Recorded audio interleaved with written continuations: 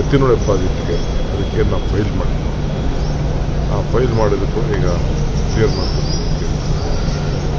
So build up ಮಾಡ್ತೀವಿ. ಈ ಮಧ್ಯದಲ್ಲಿ ಕೆಲವು ಪ್ರಾಜೆಕ್ಟ್ಸ್ಗೆ ಅರ್ಜಿ ಹಾಕಿ ಫಂಡ್ಸ್ಗೆ ಸೆಂಟ್ರಲ್ ಗೌರ್ಮೆಂಟ್ ಫಂಡ್ಸ್ ಈಗ ಪಾರ್ಲಿಮೆಂಟ್ ನಡೀಬೇಕಾದ್ರೆ ಒಂದ್ಸತಿ ಹೋಗಿ ಪೀಸ್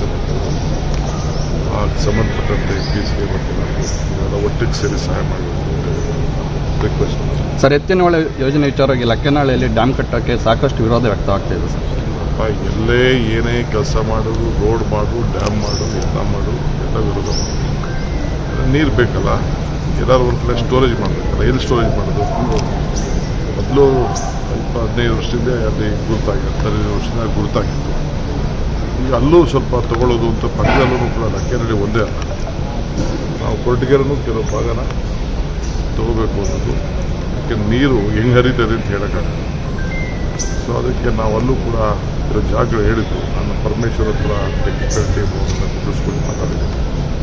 ಅಲ್ಲೂ ಕೆಲವು ಜಾಗ ತಗೊಳ್ಳೇಬೇಕು. ಬರೀ ನಾವು ದೊಡ್ಡಬಳ್ಳಾಪುರ ಜಮೀನು ಮಾತ್ರ ತಗೊಳ್ಳೋದು ಅಂತಲ್ಲ, ಕೊರಟಗೆರೆ ಜಮೀನು ತಗೊಳ್ಳೇಬೇಕು. ಅದನ್ನು ನೆಕ್ಸ್ಟ್ ಕ್ಯಾಬಿನೆಟ್ಗೆ ನಾನು ಮೂವ್ ಮಾಡ್ತೀನಿ.